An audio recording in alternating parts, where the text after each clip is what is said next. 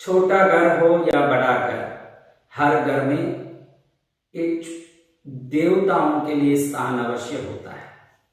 आज हम देखेंगे कि इन देव स्थानों में ऐसी कौन सी 6 वस्तुएं हैं जो नहीं होनी चाहिए। और देवस्थान उसे कहते हैं जहां से पॉजिटिव वाइब्रेशन का, सकारात्मक ऊर्जा का निर्माण होता है, जो पूरे घर को सकारात्मक करता है, समृद्ध करता है। आपके घर के देवस्थान को देखकर ही जरूर कह सकते हैं कि इस घर की समृद्धि और सुख कितनी हो सकती है, क्योंकि एक घर की सुख समृद्धि के निर्माण में उस घर का देवस्थान महत्वपूर्ण अंग रखता है। और ऐसी 6 चीजें हैं जिन चीजों का अगर हम बराबर ध्यान रख लें तो वो देवस्थान निश्चित ही ऊर्जादायक, सुखदायक, समृद्धिदायक, सिद्धिदायक, आशीर्वाददायक बन सकता है। अब ये 6 चीजें क्या क्या है जो घर के मंदिर में नहीं होना चाहिए। कई घरों में एक छोटा सा पूरा कमरा ही मंदिर के लिए अलग से बनाया होता है, जिसमें मंदिर बना होता है। किसी घरों में जो छोटे घर हैं, व्यवस्था कम है, तो एक छोटा सा एक आला गोखला, एक छोटा सा स्थान या एक छोटा लकड़ी का सेल्फ जैसा कुछ बना के उसमें देवों को रखा जाता है। कुल मिला के एक पूरा कमरा हो या एक सेल्फ हो, ये 6 चीजें कौन सी है जो नहीं होनी चाहिए, जिसको हम देखें, जिस सुधार के बाद निश्चित ही घर में पॉजिटिव वाइब्रेशन का, उत्तम समृद्धि और सुख का प्रादुर्भाव होने लगेगा। इसलिए इस पर जरूर ध्यान देने जैसा है। नंबर 1, सबसे पहले कोई भी तस्वीर या मूर्ति हो आपकी पूजा में हो, वो कोई भाग से खंडित नहीं हो। अगर फोटो हो तो उसका फ्रेम या कोई भी कोने में टूटा हुआ, फटा हुआ हो तो उसको बदला के नया रखें। और मूर्ति भी कहीं से खंडित नहीं हो।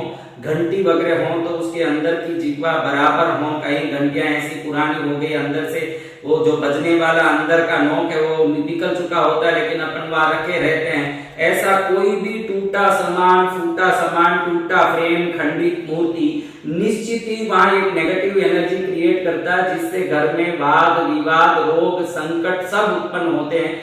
नंबर 1 और सबसे पहला काम है खंडित मूर्ति, टूटा हुआ फोटो और ऐसा कोई चीज नहीं रखें जो टूटा हुआ हो। कई लोग तो घर में कोई भी सामान फालतू का पड़ा हो तो मंदिर जी के अंदर रहे हुए सेल्फ में, अलमारे में काफी जगह रहती है तो वो सब लाके यहाँ जमा करने लगते हैं। ध्यान रखें कि मंदिर के अंदर कोई भी फालतू की चीज, पुरानी चीज, वेस्ट चीज, टूटे डब्बे, टूटे कोई भी फूटे चीज, कोई भी फालतू की चीज नहीं हो। बिल्कुल व्यवस्थित शुद्ध मंदिर हो और खाली माचिस का डब्बा, कोई भी ऐसा कोई चीज वहां नहीं रखें जिससे उस मंदिर से नेगेटिव एनर्जी क्रिएट हो। ये सबसे पहले जरूरी है। नंबर 2, कई लोगों को आजकल एक शौक चढ़ चुका है कि घर में मूर्तियां लाके रखने की और उसकी भक्ति करने की। लेकिन ध्यान रखने जैसा है कि मूर्ति अगर आप रख रहे हैं तो उस मूर्ति की पूजा का संपूर्ण विधान आपको ध्यान हो और निश्चित कम से कम रोज 5 प्रकार की पूजा कर सकें। चंदन, पुष्प, धूप, दीप, नैवेद्य, 5 पूजा कर सकें तो ही मूर्तियों को रखें।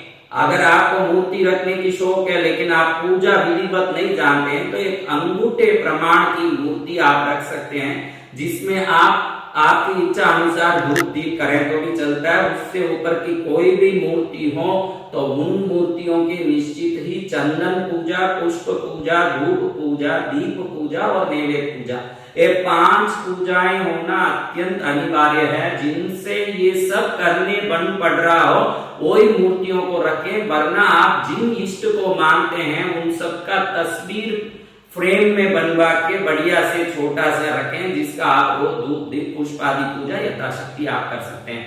नंबर 2 ये है कि भाई हम यथासंभव मूर्ति पूजा की पूरी जानकारी हो और मूर्ति पूजा करने जैसे हमें क्षमता हो, हर दिन पूजा होती हो तो ही मूर्तियों को रखें, वरना चित्रपटों से, फोटो से ही घर में पूजा करें। अगर मूर्ति रखना ही है तो अंगूठे प्रमाण तक यानी अधिकतर 3 इंच तक की मूर्तियों को रख सकते हैं। ये दूसरा। नंबर 3, तीसरा पॉइंट, जो मंदिर का कमरा है आपका, उस कमरे में एक भी जाला नहीं हो। अगर आपके घर के मंदिर में जाले लटक रहे हैं, या आप जो मंदिर का छोटा सा सेल बनाए हैं, स्थान बनाए हैं, उस स्थान के अंदर जाले लगा हुआ है, कचरा या धूल मिट्टी लगी हुई है, तो निश्चित ही उस घर में विवाद और रोग का उत्पत्ति अवश्य होता है। इसलिए घर के मंदिर को शुद्ध रखें। पूरे घर को तो शुद्ध रखना ही चाहिए, पूरा घर ही हमारे लिए स्वच्छता का स्थान होना चाहिए।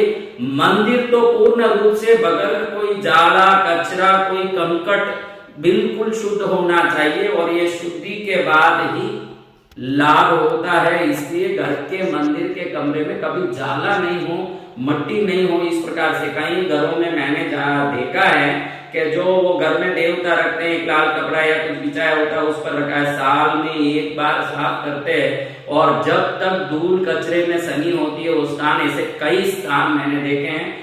आप मंदिर घर को स्वच्छ रखेंगे, आपके देव स्थान को स्वच्छ रखेंगे, तभी वहां से देव शक्ति की कृपा पूरे घर में फैलेगी। ये बहुत ही अनिवार्य, बहुत ही जरूरी चीज है।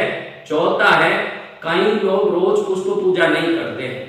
रोज पुष्प पूजा करें तो बहुत अच्छा है। अगर आप धूप दीप तक कर रहे हैं तो इतना ही लाभ आपको मिलेगा जितना आप सेवा कर रहे हैं। कई लोग ऐसे हैं जो कोई दशहरा के दिन, नवरात्रि के दिन, अक्षय तृतीयों के दिन, होली के दिन, कोई विशेष दिनों में फूल चढ़ा देते हैं। अब वो फूल चढ़ा दिया, वो फूल सूख के वहीं पड़ा हुआ है। कभी अगली बार फूल चढ़ाना होता है तभी वो फूल को उठाते हैं, या जब फुर्सत मिले तब 8-15 दिन बाद उस पुष्प को उठाते हैं। चौथी और अनिवार्य बात ये है कि कोई सूखा पुष्प मंदिर में ना हो। जैसे जैसे पुष्प सूखता है, उसके अंदर रहा हुआ जल तत्व, आकाश तत्व, प्राण ऊर्जा समाप्त होकर के उसमें से नेगेटिव तरंगें उत्पन्न होने लगती है। जो पुराने बासी फूल और सूखे पुष्पों को मंदिर से हटाए बगैर रखे रहते हैं, उस घर में भी सुख समृद्धि की कमी रहती है। इसलिए सूखी चीजें, बासी पुष्पों को मंदिर से हटाए बगैर रखे रहते हैं, उस घर में भी सुख समृद्धि की कमी रहती है। इसलिए सूखी चीजें, बासी पुष्पों मंदिर में नहीं होना चाहिए। फूल चढ़ाया, अगले दिन सुबह जरूर उसको पूरी तरह से साफ करके मंदिर को एक बार साफ कर लें, ये जरूरी है। 5 बार, कई घरों में रोज नैवेद्य नहीं चढ़ता है मंदिर में। अगर रोज नैवेद्य गरम गरम चढ़ाते हैं और उसमें से भाप निकलता है, लापसी चढ़ाते हो, खीर चढ़ाते हो, कुछ भी, तो वो गरम गरम भाप निकलता है तो कुल देवी को, इष्ट देवताओं को बहुत प्रसन्न करता है। और कोई कोई कभी कभी त्योहारों के दिन नैवेद्य चढ़ाते हैं, और हमने कई घरों में ऐसे देखा कि खीर चढ़ाया, लापसी चढ़ाया, रख दिया, फिर 3 दिन 4 दिन तक वो खीर लापसी सड़ के गंध रहा है, उसके बाद ही वहां से उसको हटाते हैं। कई लोग तो भूल ही जाते हैं इन सबको उठाने। तो कोई भी नैवेद्य रखा हो, कोई भी वस्तु रखा हो, तो उसको निश्चित रूप से तुरंत शाम से पहले वहां से हटा दें, मंदिर को साफ कर दें, क्योंकि इन चीजों का इफेक्ट बहुत पड़ता है और ये गलतियां ही घर में दुख का कारण बनती है। जो चाकू खरीद के लाता है और उपयोग नहीं जानता है, उस खुद के हाथ को वो काट लेता है। इसलिए चाकू खरीदने वाले को जितना चाकू के उपयोग का ज्ञान होना जरूरी है, देव पूजा करने के इच्छुक लोगों को देव पूजा का ज्ञान भी बहुत जरूरी है। तो हमने देखा कि 5वें में नैवेद्य बासी पड़ा ना हो, कोई भी फल हो, कोई लापसी खीर पूरी हो, वो पढ़ के पूरे स्थान में गंदा बास रहा है, बाद में उठाएं, ये गलती नहीं करें, उसको तुरंत उठा के साफ कर दें।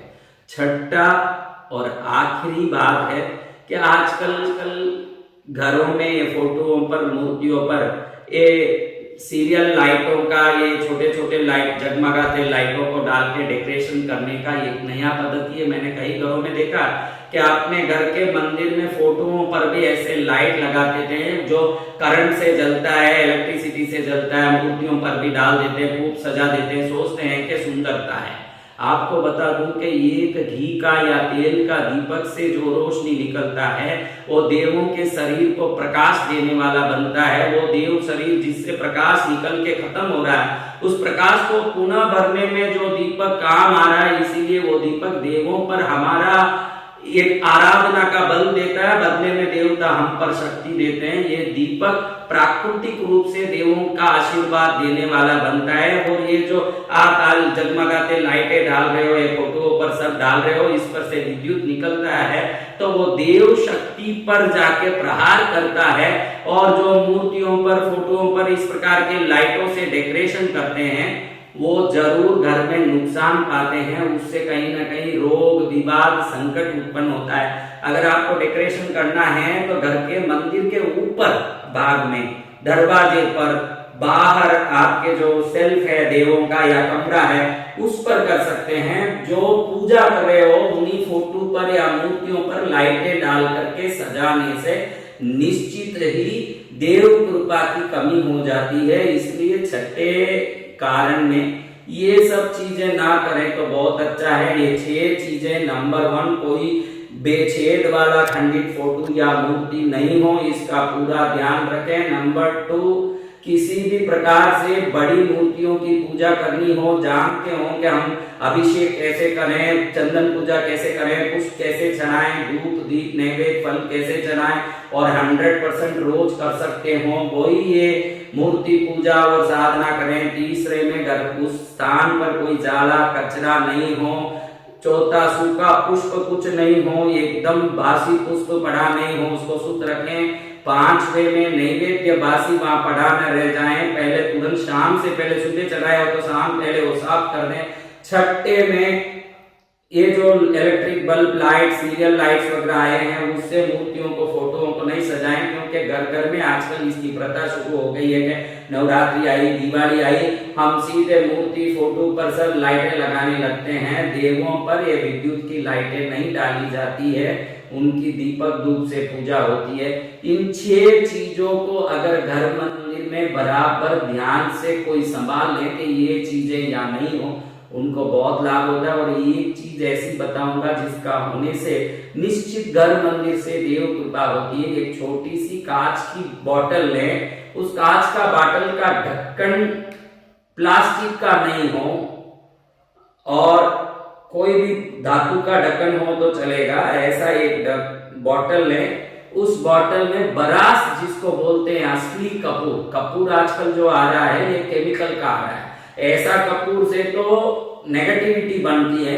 असली बरास बोलेंगे तो वो बरास दुकान में मिलेगा, शुद्ध बरास आप बोलेंगे, असली कपूर, प्राकृतिक कपूर। उसको इस बोतल में थोड़ा सा भर लें, ज्यादा नहीं, 50 ग्राम 100 ग्राम। फिर उसको आपकी कुल देवी को प्रार्थना करके, घर में जितने परमात्मा देवी देवताओं के फोटो हैं सबको प्रार्थना करके, फिर उस बोतल को मंदिर जी में रख दें, तो आप आश्चर्यजनक रूप से देखेंगे कि थोड़े दिन में देव कृपा से विभिन्न कार्य संपन्न हो रहे हैं। जो जो सोचा वो सब पूरा हो रहा है, क्योंकि ये बरास लक्ष्मी का निवास स्थान माना जाता है। जहां पर बरास होता है वहां पर निश्चित लक्ष्मी होती है। तो मैंने 6 ऐसी चीजें बताई है जो मंदिर में नहीं होना चाहिए। एक बरास जो बताया है, निश्चित वो मंदिर में रहने से विभिन्न प्रकार की नेगेटिव ऊर्जा को समाप्त करती है, विभिन्न प्रकार के दोषों का निवारण करती है, और घर में सुख समृद्धि का प्राकट्य करती है। इन चीजों का बराबर ध्यान करके आप घर मंदिर से विभिन्न कृपा और समृद्धि, सुख, आनंद, आरोग्य प्राप्त करें। यही मंगल कामना, जरूर आप इसका लाभ लेंगे, ऐसे विश्वास करता हूं।